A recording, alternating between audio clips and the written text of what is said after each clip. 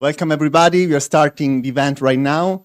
This is the main event of the Bologna Peace Building Forum. So welcome everybody to Bologna. Nice to see you again for those who were already here in the previous editions. We are now at the 8th edition and we are also at the 10th anniversary of the establishment of the creation of the Agency for Peace Building. So let me introduce immediately our keynote speaker, who's Professor Oliver Richmond from the University of Manchester. He's a leading scholar in the field of peace and conflict studies, as well in the field of international relations. In 2019, received an Eminent Scholar Award for the International Studies Association. He has worked with international actors, especially the UN and civil society organizations in several conflict-affected areas around the world. He has contributed to documentaries around the world, numerous policy reports, and recently to UNESCO's work on cultures for peace, as well to the Nobel Center's exhibitions on art peace. He has also consulted for a range of global organizations. We had the opportunity to have some conversations yesterday about his speech and his views on the current state of peace building and innovation. And it's with pleasure that I gave Professor Richmond the floor for his keynote speech. Thank you very much. Thank you.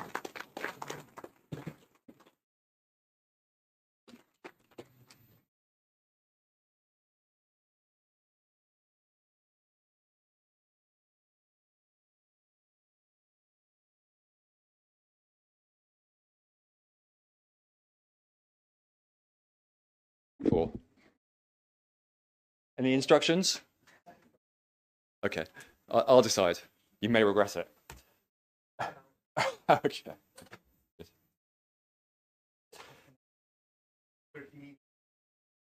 Okay, so not an hour. Great, thank you. Oh, well, it's lovely to be here, and it's great to see so much energy and expertise across many different sectors in the room interested in peace. Of course, I shouldn't be surprised, although we're forever surprised when we see the gathering of such expertise and range across the planet and across sectors in peacemaking, because, you know, historically it's always been necessary. I mean, every political order needs peacemaking capacity to deal with the conflict-inducing elements of contemporary life as it changes. It's a moving target throughout history. So what I want to do in my talk today is sort of do a little excavation of the history of innovation in peacemaking and where it's come from and its qualities and dynamics. And I should say this is part of a paper that I've been working on for, you know, quite a few years and finding it rather unsatisfactory because it's wide-ranging, it's historical, it's interdisciplinary. It does a lot of things that no one academic really should do. We're told that we should try and focus and specialize and bring in, you know, lots of colleagues to work around different issues. And, you know, if you look at the history of innovation in the medical sciences, it seems that one of the key findings has been that very large groups of input, scholars, practitioners, advisors, actors from around the different, let's say, terrain of medical spheres, are required to build institutions to then facilitate those figures sort of at the top of this pyramid, if you like, who are able to come up with the key innovations, the kind of Einstein-like figure who could really bring it all together.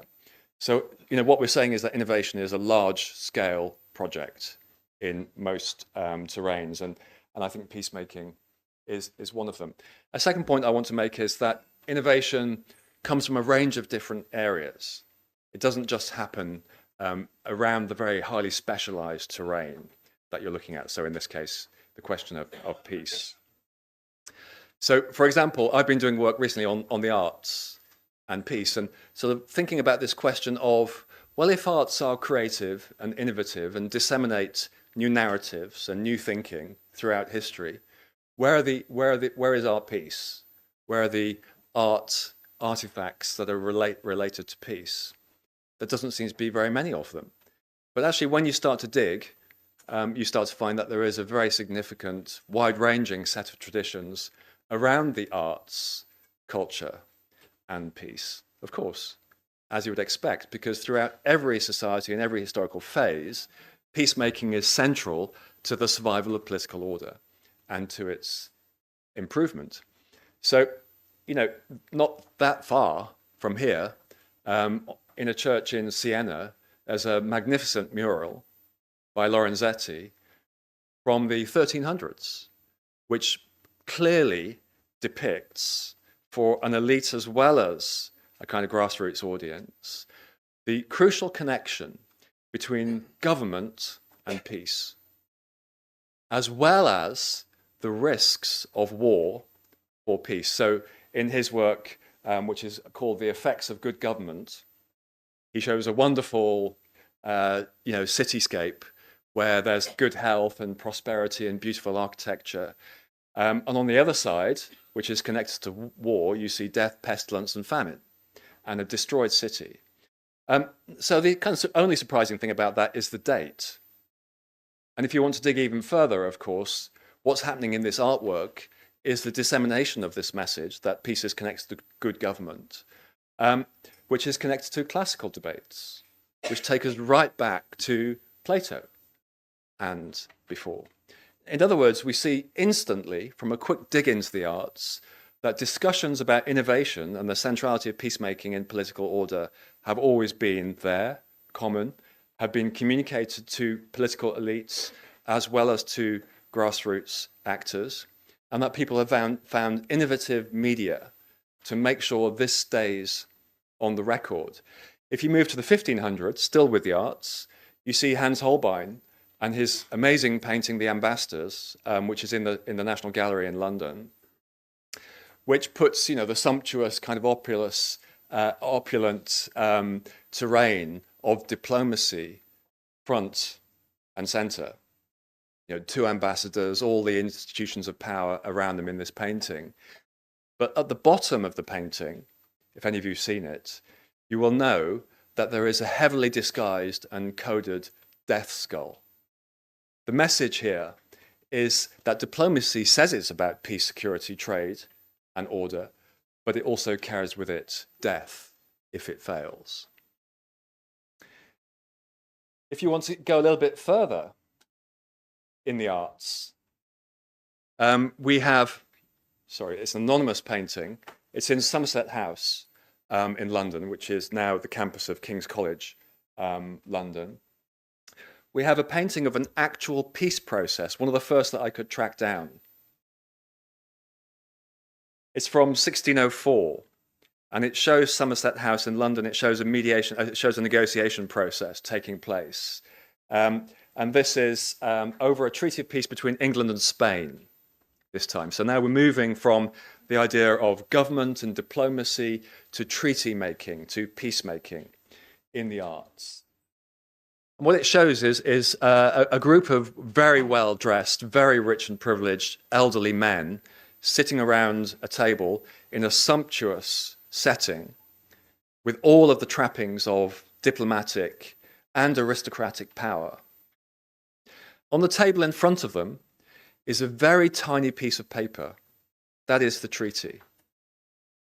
So I think what's happening here in this painting, and I would show you these things, but it's quite difficult to pull it up on. You can check online.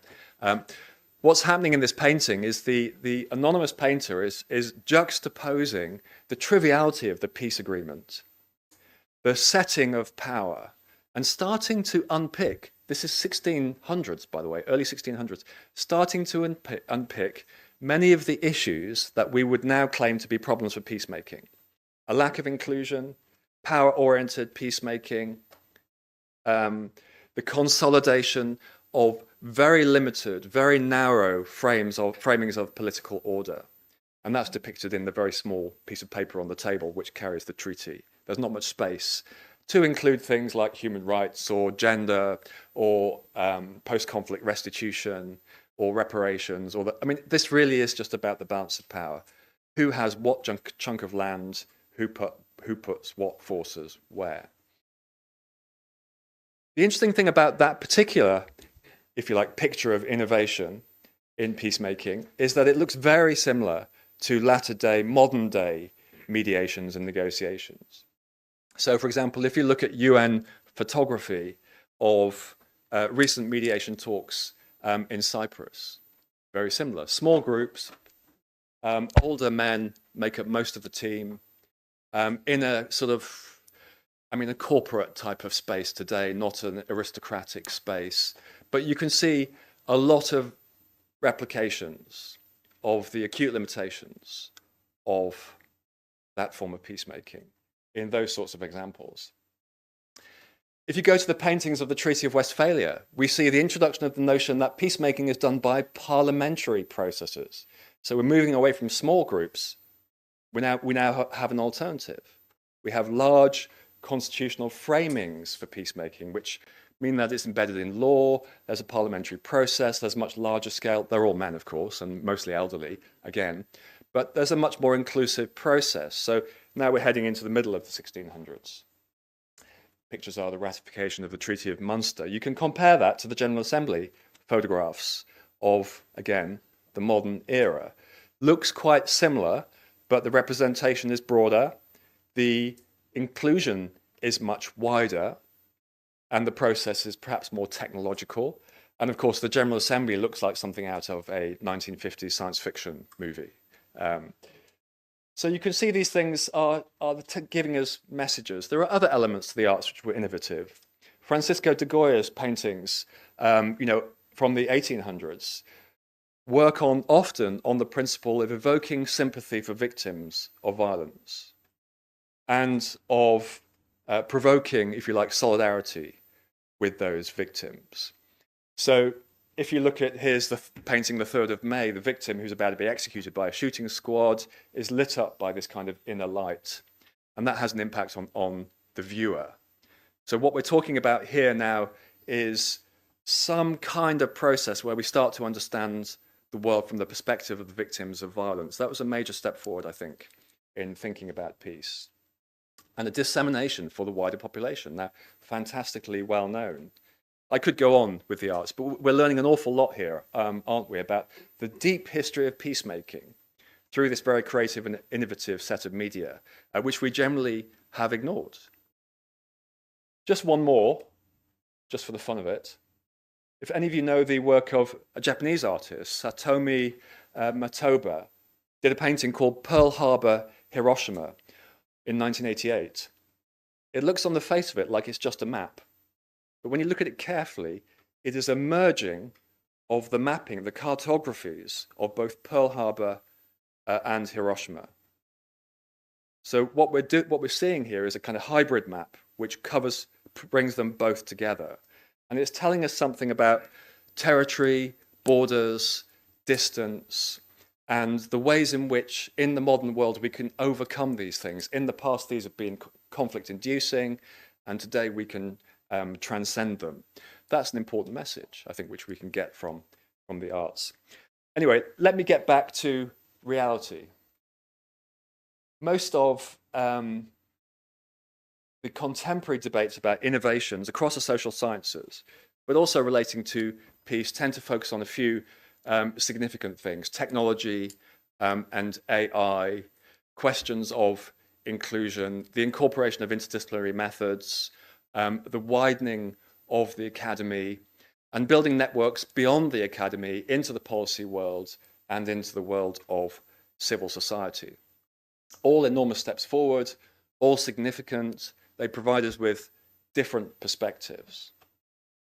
Indeed, this morning, when I was putting together some speaking notes for this talk, by the way, is based on this very convoluted article that I've been writing for years, which if I were to speak to today would make very little sense to anyone, including me. But I used AI to produce some nice speaking notes, which should be nice and clear and a bit more sort of coherent. And I found myself going through the notes thinking, wow, this is amazing. I mean, this is really clear. I couldn't have done it better myself, until I got to the conclusion which I disagreed with. And I thought, well, actually, did I really say that? Did I really say that peace is brought about through enhanced trade and the facilitation of technology and the freeing up of all of the regulatory environments which in the past have produced checks and balances and so on? No, I didn't. I mean, there's a certain bias operating in the way in which we deploy these technologies. One, they flatter, they make you look much better than you really are. Two, they are biased towards tech and towards capital. And I think that what we're seeing in the very complex, deep history of peacemaking is a much more complicated story. Let me now maybe try and tell you some of that story, referring to my article, but also the kind of simplified speaker notes that AI so graciously provided me with. So my paper is called Phoenix, Innovation and a Future Peace. And I got this idea of the Phoenix from D.H. Lawrence. D.H. Lawrence wrote a very learned set of essays, which were gathered together in a collection after he died called Phoenix. And if you can find a first edition, then you'll make a lot of money. But they are out there, and they're very valuable.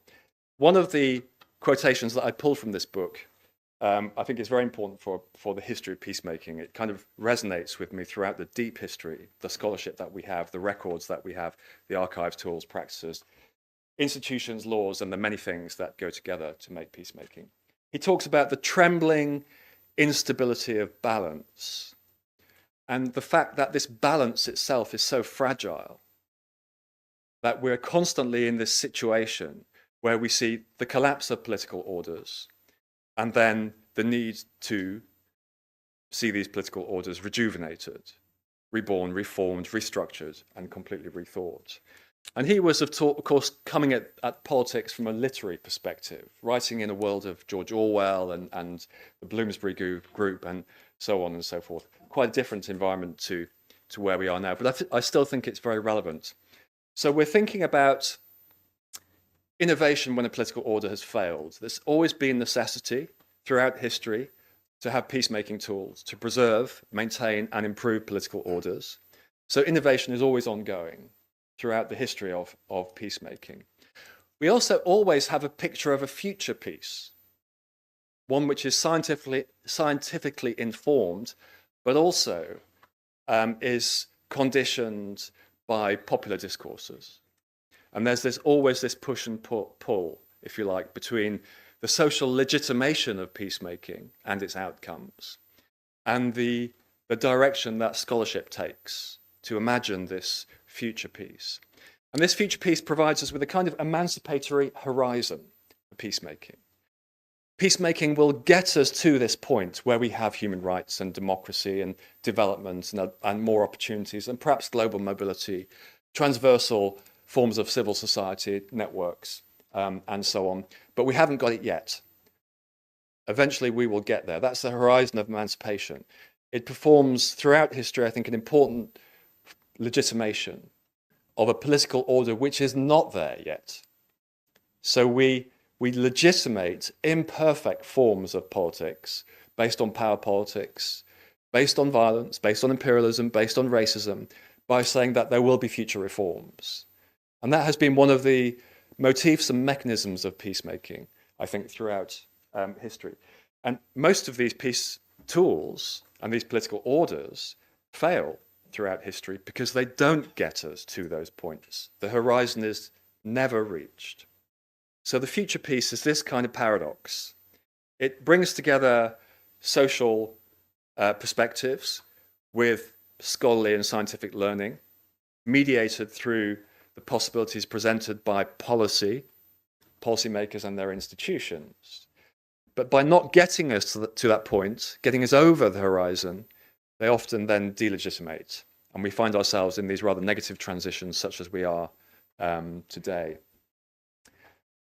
So peacemaking historically has stabilized elite political orders rather than social political orders. That's a problem. But you can see throughout history, with the evolution of human rights, with democracy, with development, with the non-aligned movements, and so on, there have been various attempts to deal with that lacuna, to take it further. The problem with that approach, the one that we've had so far, is that by not reaching this, if you like, horizon of emancipation, by seeing these transitional phases regularly arise historically, we end up in a situation where we're flirting with systemic collapse. So rather than future peace, we're talking about future war. The history of innovation in peacemaking then can be summarized very simply. It happens after a major systemic collapse, normally a war, civil, regional, or international. And that is when political elites and social actors are able to come together and inform each other and produce a new form of political order which may stabilize, which may bring some form of peace, may determine this future peace. And, you know, throughout history, this has evolved from a victor's peace to an imperial form of peace to more recently a democratic peace. Very Eurocentric, but still a democratic peace. You can see some kind of progress in that evolution. At the same time, you can see why the current liberal international order is in deep trouble, because you can see that it has got somewhat stuck. The innovations that are being produced in the scholarly and in the policy world, as well as in civil society and social movements around the world, are not being adopted into its formal architecture. And therefore we're seeing, as scholars would predict, an escalation of violence. Violence, we know, is both infectious and it also travels, its effects travel across generations. So we're starting to have a broader, deeper, wider knowledge of peacemaking. We can make these kinds of statements today scientifically, but we don't necessarily have a policy architecture which can respond to that knowledge. So the gap between policy and practice and the knowledge systems that we have developed is now expanding, which is always, I think, historically, in the realms of international relations, domestic politics and peacemaking, a sign that the international order itself is in deep, deep trouble. All of that we know. So what do we do about innovation? What does this tell us about the history of innovation? Can we be more instrumental about innovation? Can we, if you like, manufacture innovation? So I think there are two forms of innovation I see in the literature and in historical practice. The first is a form of tactical innovation. This is renovation, actually. So when you renovate a house, you keep the house as, you know, its structural form as it is, but you improve all its fittings, the kitchens, the bathrooms, the, you know, the decor and maybe the garden. Maybe do the plumbing and do the electrics and all that kind of stuff, but effectively the structure remains the same. I think we've seen a lot of tactical innovation over the 20th century and into the 21st century. So what we're really seeing, I think, is a system where we set up some structural framework and then we operate within that system to try and keep it afloat. The second type that I would draw your attention to is a more structural form of innovation, and I think that's where we're heading to now, in actual fact. This structural form of innovation tends to emerge from very major systemic crises. It's at that point where policymakers realize that they can't work within the system. They have to start to work outside of the system. But the question is, are they working outside of the system to bring peace, or are they working outside of the system for interests and other more transactional reasons at that point? So these renovation structural forms of innovation, you know, I got this from the literature on innovation. There is an academic literature on innovation and its conditions, and it kind of runs across different areas, medical, tech, and so on and so forth. Looks at the conditions for innovation, how they're produced, and also the types of innovations that emerge. And I'm trying to apply it to this problem of peacemaking. What it tells us is that in the 20th century, we had a kind of victor's peace. That's the American attempts at the construction of a world liberal international order in both 1919 and 1945. This was the structure, the edifice within which peacemaking was to operate. So the role of peacemaking in that system, whether it was peacekeeping or peace observation or civil society work, conflict resolution, conflict transformation, peace building later, state building more recently, stabilization most recently, and now new tech for peacemaking. All of those systems were designed to work within that framework. So these are tactical innovations. They're not designed to create new systems or to respond to deep structural problems. They're actually designed to prevent deep structural change from happening. So this helps us understand why peacekeeping focused on preserving the integrity of a state in its mandates. It also helps us to understand why the non-aligned movement and the new international economic order did not achieve structural change in the 1960s and 1970s when it was clearly necessary. So we're thinking about peacemaking at the micro level, at the process level, but also at the macro level as a systemic process here. And I think that's quite important to think about these small-scale tools, techniques, as well as actors and networks at the micro level, and their impact on the large scale, and vice versa. So a structural approach to innovation, not renovation, would have taken those kinds of problems more seriously. We would have looked at the collapse of the post-colonial state system and the use of peacekeeping plus mediation in 1960s and 1970s as not just a radical step forward, as much of the media and many policymakers thought, but actually as a sign that the system itself was not adequate, that the broader state system was not dealing with the issues that gave rise to war, whether it's economic development or territorial claims, territorial boundary adjustments, or centralized power, and the lack of checks and balances, and many, many other reasons, the lack of justice, the lack of reparations that gave rise to those post-colonial conflicts. So we're starting now to get a story where tactical innovations or renovations are telling us that something is wrong, something is failing with the overall system.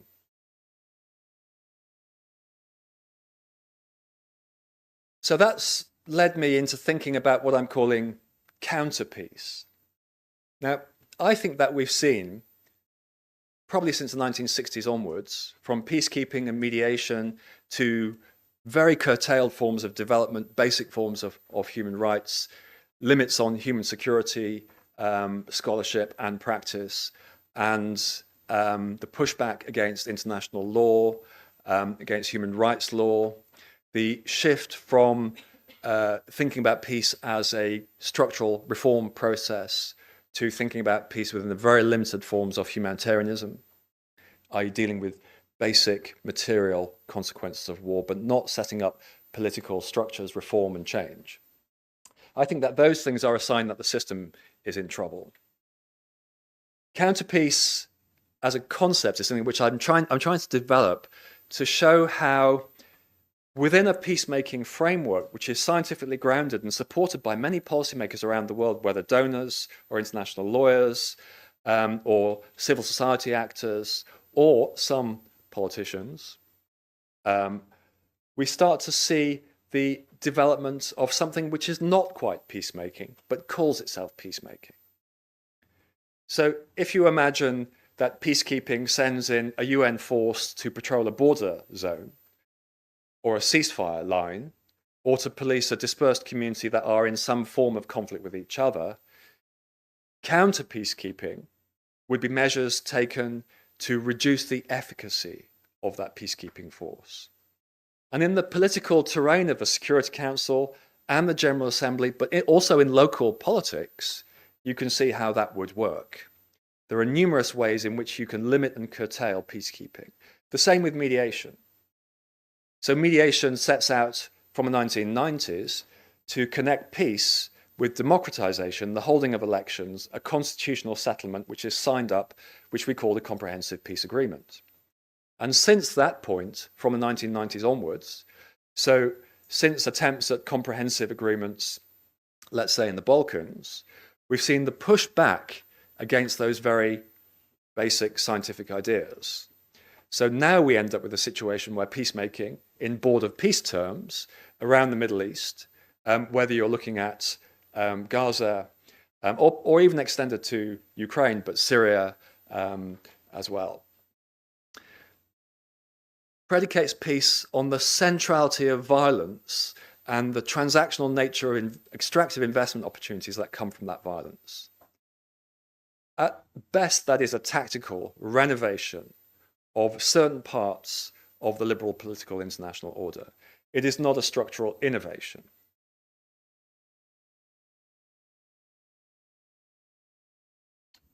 So these tactical renovations tend to put political violence back at the center of politics.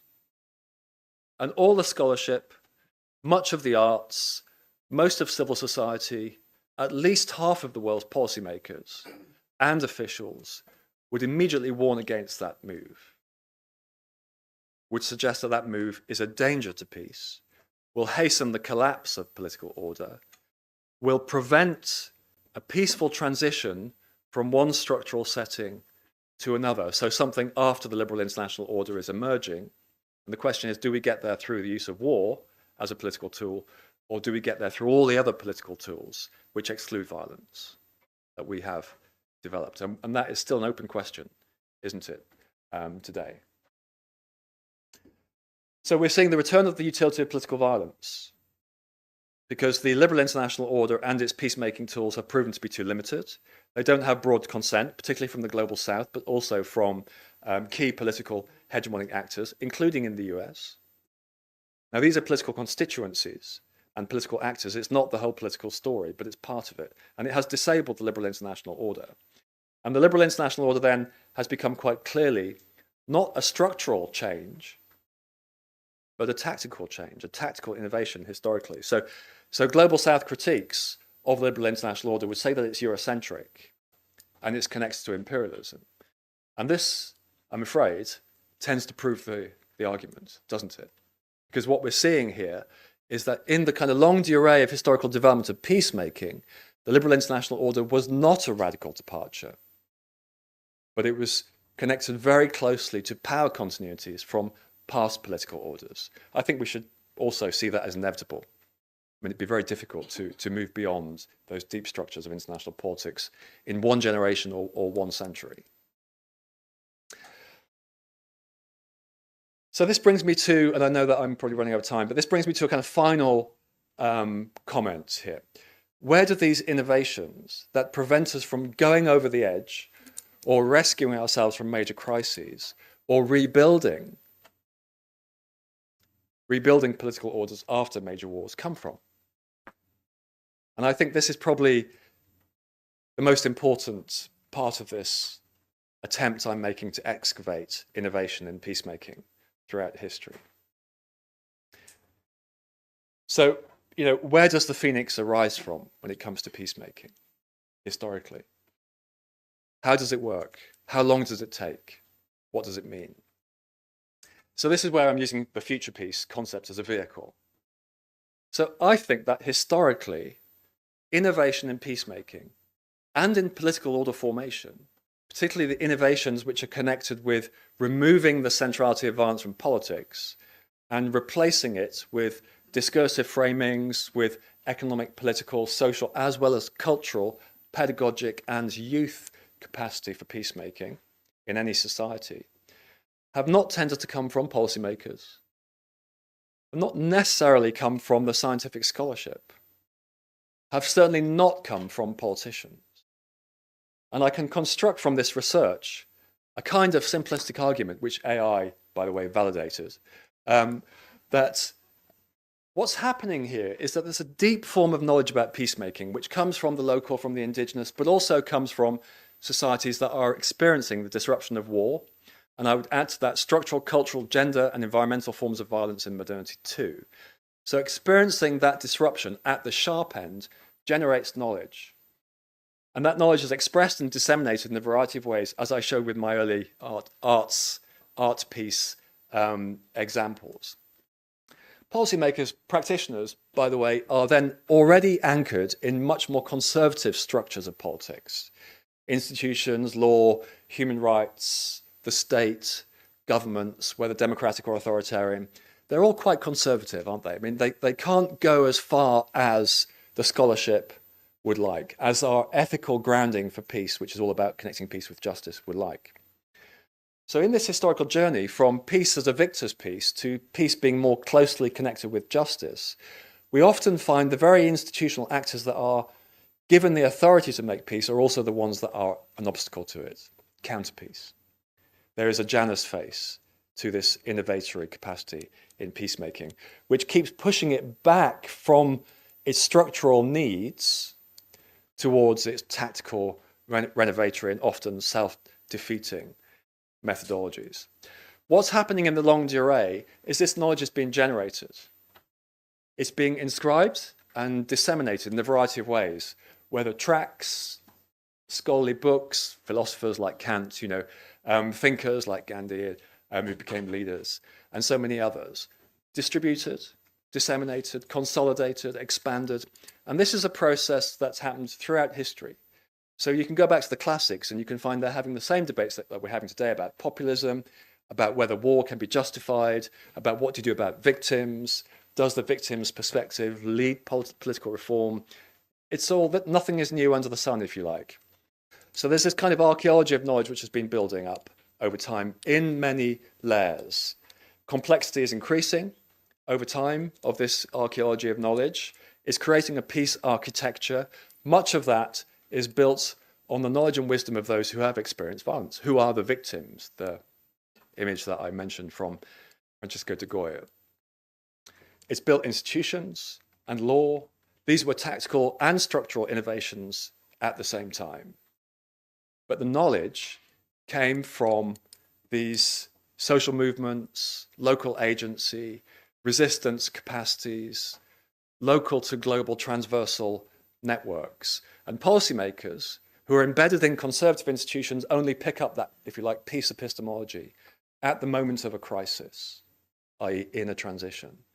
In history, it's always been after the crisis, when we've had some kind of reform, although perhaps in 1990 you would say they managed to do it without the major crisis hitting it, at least in terms of war. So we had an example of how we could have a kind of transition which was almost more peaceful than the ones that we saw in the past, at least, when structural change was incurred. But then we saw it wasn't structural change in 1990. It was tactical change. So this knowledge has been disseminated, and there was a very famous Cambridge professor in the 1960s who wrote about this, and he said, it takes 200 to 300 years for innovations in thinking about peace and political order to be transmitted from the dried, dead pages of the scholar, the library, into policy practice. But I think that's speeding up, actually, today. And of course, the technologies and capacities that we have mean it should be speeding up. So what would this future peace, if we were drawing on, I'm going to finish, but what if we were drawing on this sort of social and scholarly, philosophical, cultural knowledge from the victims of modern wars, what would this future peace look like? Well, I think the scholarship shows very clearly that it would be all about the closing of the gap between peace and justice, moving peace away from a victor's peace and a liberal peace to one in which we can think about peace with global justice, which means expanding how we think about global justice away from the kind of dry, legal, limited terrain, which is connected to state centricity and imperial power, effectively, and its historical hierarchies, and connecting it with racial justice, with economic justice, social justice, gender justice, environmental justice. So a very decolonial, post-colonial, but also social, critical, also very European conception of justice. So I think we have to get away from this idea that the decolonial is a good positionality from which to, if you like, critique some of these technologies of peace, because they came from that experience and they've become very important. What's blocking them is a key question. So what's blocking these innovations, I think, is something we have to think about. One of the things that I think we need to be very wary of is the elision of the conditions of authoritarianism and war-based systems and politics, extractive systems with peace. I would call that peace washing. This is taking away the substance of peace and replacing it with interests, national interests and economic interests. I think that's the border peace is emblematic of that kind of move, as one would expect. So to conclude, there's a long history of innovation of different types. It's brought us back from the abyss in this realm of peacemaking on many occasions. It's produced an architecture of peacemaking which is highly complex, very resource hungry, very much more inclusive than it ever was, very much more scientifically grounded, and has built a political, social, and economic architecture. It's not working at the moment, but we do, I think, have the knowledge and the capacity to make something like it work. In other words, the building up of those layers of peacemaking architectures over past history suggests that what we need next is a new layer to deal with some of these new types of war and conflict, to deal with the outstanding old issues that were not dealt with by the liberal international order or previous systems, and to move peacemaking more closely to this idea of global justice. You'll all be relieved to hear that I'll finish there. Thank you. Thank you, thank you. Thank you very much for your insightful contribution. I would ask you not to leave the floor because we are running, we have about 20 minutes for a Q&A session. You might be inspired by the speech. The speech itself, Professor Richmond himself ended the speech with a number of questions. You might be inspired by the outstanding and unexpected lecture on the history of art, but also you were given in your capacity here, given your various backgrounds and roles, a responsibility to make a change, to innovate peace building, to play a role in the innovation of peace building in this rhizomatic structure of power that Professor Richmond introduced. So if you have ideas, insights on the future of peace building, and you also have further questions for the professor, our volunteers will circulate with a mic to facilitate your questions.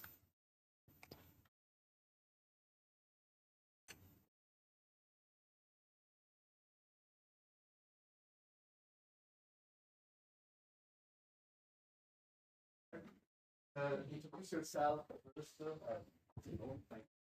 Hi, I'm Marika Theros, London School of Economics. Really enjoyed your lecture, especially around this concept and how you use the concept of future peace and the vision and sort of this vision of future peace as a connection between peace and justice. Also really appreciated how you really talked about how it's peripheral knowledge. It was that lived experience that really comes up with a lot of the sort of the creativities to sort of deal with the old problems and the new. My question is actually more small and operational, is on how do we actually reach that future peace to create sort of the visions? We've talked about national dialogues and peacemaking processes, which tend to be, very boundaried by nation, within that sort of the context, the territorial context, but how do we sort of bring out the knowledge that is the peripheral knowledge that can sort of interact with each other to create this vision? Because I would suggest that the academy doesn't do that. It tends to, we already have sort of the frameworks, the binaries, we use the language we use that may be of the past. So what kind of processes or approaches that are, let's say, more radical, that can be used to sort of create a new vocabulary and a new language of peace that can address both, not only address the past, but actually, introduce something new to the future, if that makes sense. It does, yeah. Do you want me to start? Do you want me to go with that? Shall I? Okay. Can we make it maybe 3? Always pushing it, yeah. Okay.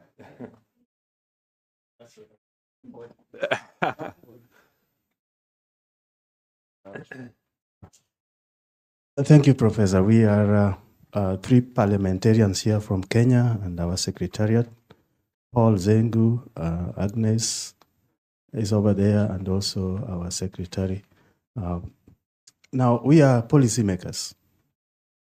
We make policies. But also there are those, what you call micro structures. For example, we represent very rural communities with the structures.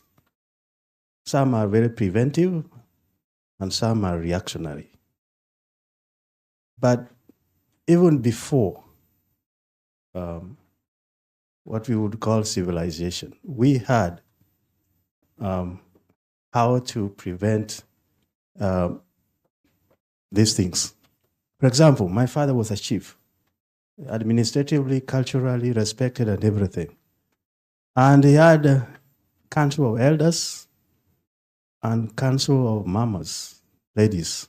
So when there is domestic conflict, he would put the men, the elders, to address the issues of the man in question, and ladies to address the issues of ladies. And eventually they will go home, having come from separate gates, they will go home together. That was not the end of it. There were those causative agents why there was conflicts in the beginning. So the elders will follow up, and the ladies will follow up and correct it. And that was called sustainable peace. Now, with that experience, we'll find out how we can lift the grassroots peace building and preservation into the macro level where you are talking about, where countries to countries and all this, and how policies which we make and don't see impacting the peace in those rural settings can also have a role. Thank you very much.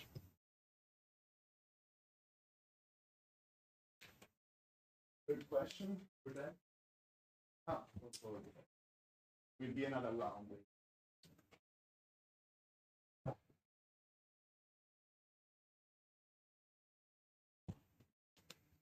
Ladies and gentlemen, my name is Manas. I'm from South Sudan, but I study security and human rights at the University of Tusha. I just have a question, picking from understanding future peace that we ought to have. Looking at the global trends of conflicts versus international law and the interest for peace and security globally, what would be the future, especially to countries that are hit by conflicts in the global south? And how can the international community contribute towards stabilization of peace in these kind of countries? Yeah. Thank you. Great, thank you. Some really interesting questions there, and I'll try to be quick.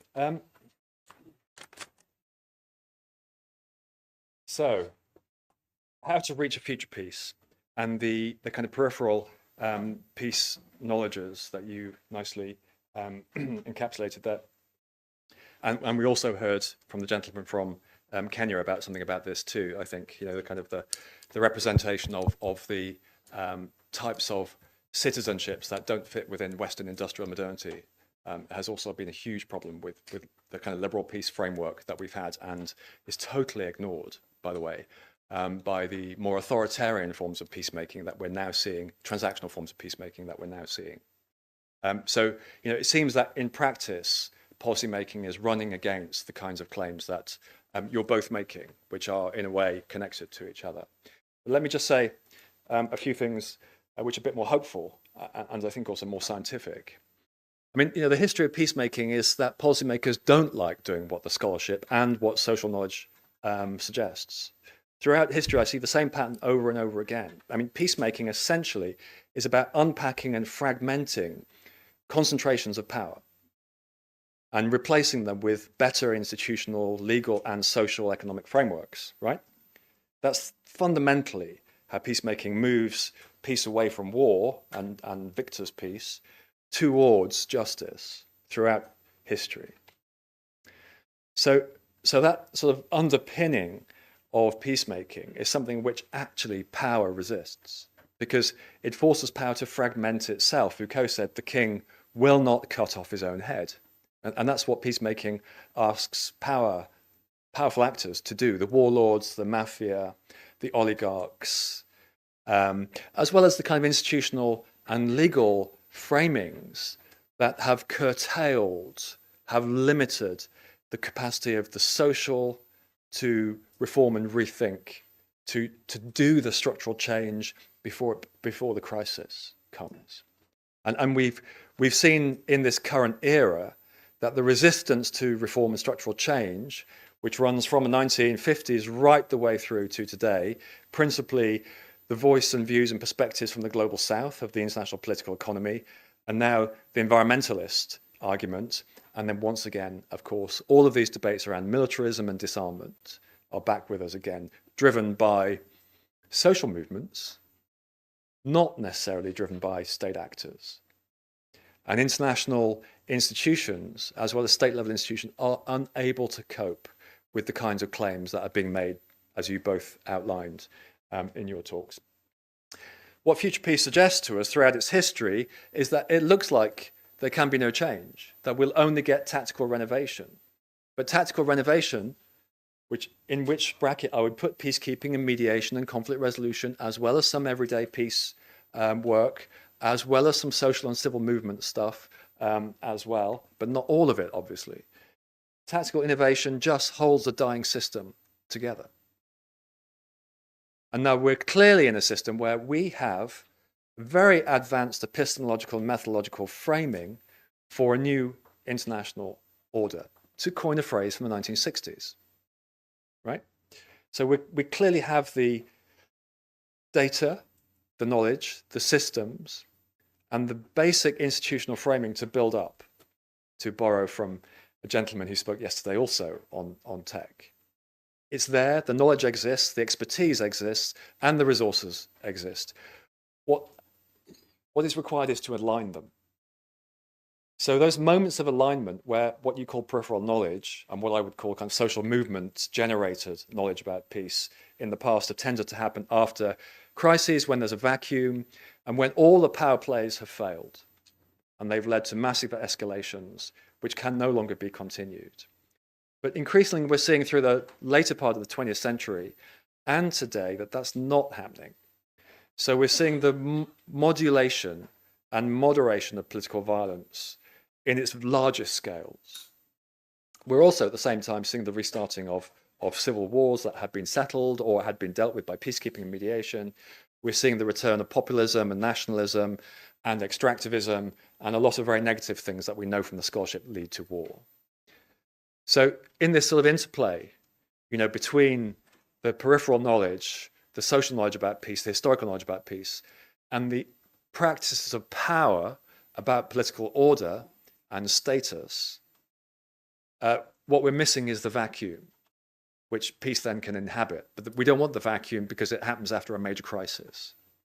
So what we're seeing instead is some kind of melange, a mishmash, where we've got a bit of both. And we clearly have a major crisis. We have regional and proxy wars going on. Some civil conflicts have restarted. But we also have much clearer knowledge about how to deal with those things.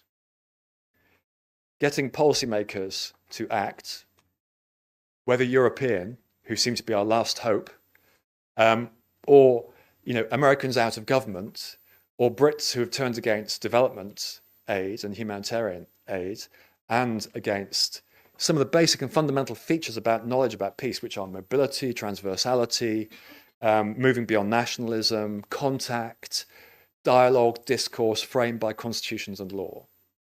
It's very difficult because populations are being kind of brainwashed against this sort of knowledge.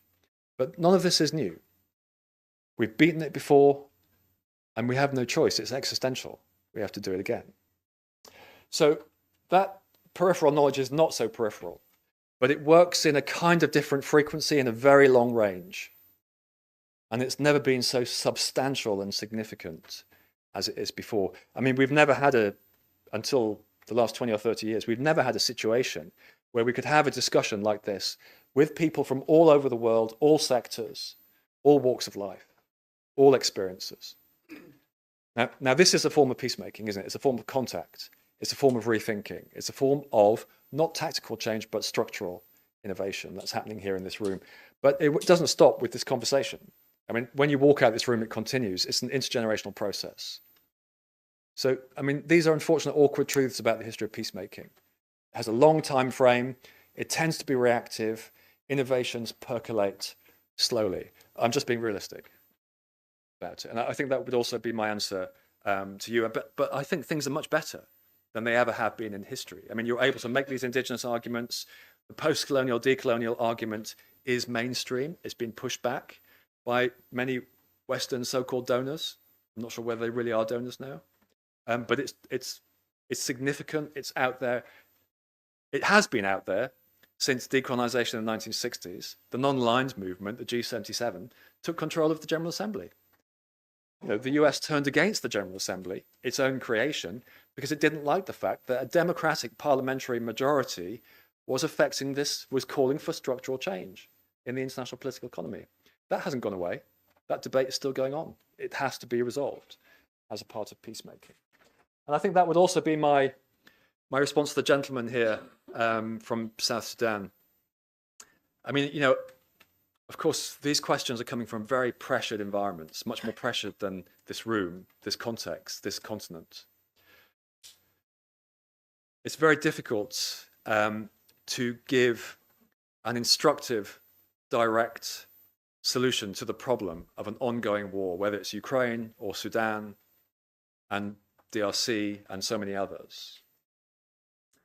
And when an academic stands up and says, well, you know, the knowledge of peacemaking and political reform is long range, intergenerational, underground, comes from social movements, it seems to go against that very Enlightenment project of liberalism, which is that government holds the answer. Constitutions and laws moderate discourse and mean that violence is at the far periphery of politics. I mean, we're starting to experience a much more visceral, if you like, form of violence in the centrality of politics. So I would say that in this transition, we need to make the correlation, probably causation scientifically, just to refer to my esteemed introducer's comment earlier, that this era, since 9/11, since the rise of populism, has seen the return of violence to the center of politics.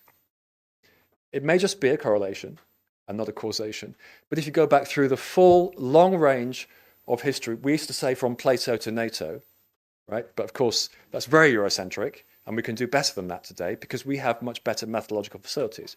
If you go back across all of those literatures, global historical literatures, and their archaeology of peace that you can draw from them, you will see that these conditions lead to war. And that's where we are today. But you will also see that we have built up a complex, historical, very deep and very broad architecture, which we've never had before today, to do something about it, to mitigate it, to moderate it. The outcomes won't be perfect, but we're actually seeing results. And the results are the moderation of regional conflict, the moderation of global conflict, as well as holding out the possibility of substantial local change, as well as the possibility of structural change without major violence. These are the prizes that we hold within our grasp today.